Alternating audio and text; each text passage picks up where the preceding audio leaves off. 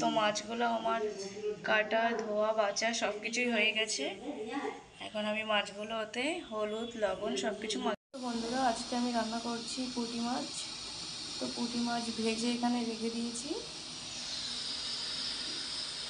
সরষে দিয়ে পুঁটি মাছ রান্না করছি। আর এখানে আছে লাল শাক, লাল শাকটা আমি এখানে রেডি করিনি।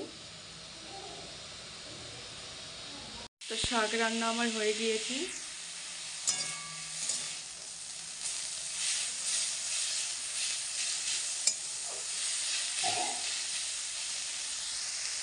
তো বন্ধুরা ভাত চাপিয়ে দিলাম, এখন বাকি কাজগুলো আছে সেগুলো করব। কটা বাসন বেরিয়েছে, কটা মেজে নেব।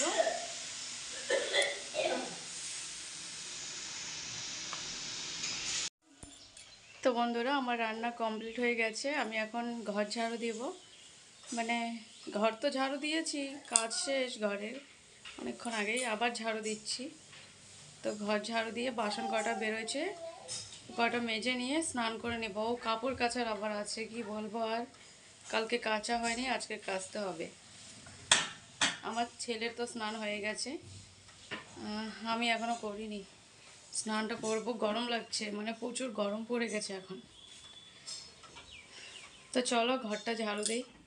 বন্ধুরা আজকে আমাদের দুপুরের খাবার এখানে আছে লাল শাক, পাঁপড়, জেঠিমা দিয়েছে নিম বেগুন, আর এখানে চিংড়ি মাছ দিয়ে আলু দিয়ে তরকারি দিয়েছে জেঠিমা। আর এখানে আমার পুঁটি মাছ, আর এখানে ভাত, সরষে দিয়ে পুঁটি মাছ রান্না। তো কেমন হয়েছে বন্ধুরা অবশ্যই কমেন্ট করে জানাবে।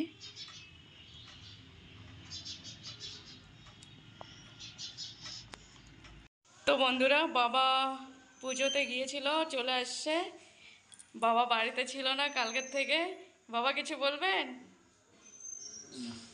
হ্যাঁ,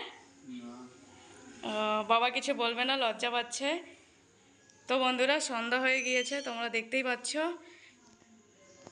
তো বন্ধুরা ভিডিওটা আমি আজকে এখানেই শেষ করছি।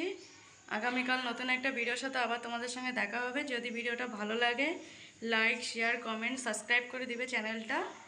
তো তোমরা সবাই ভালো থাকবে, সুস্থ থাকবে।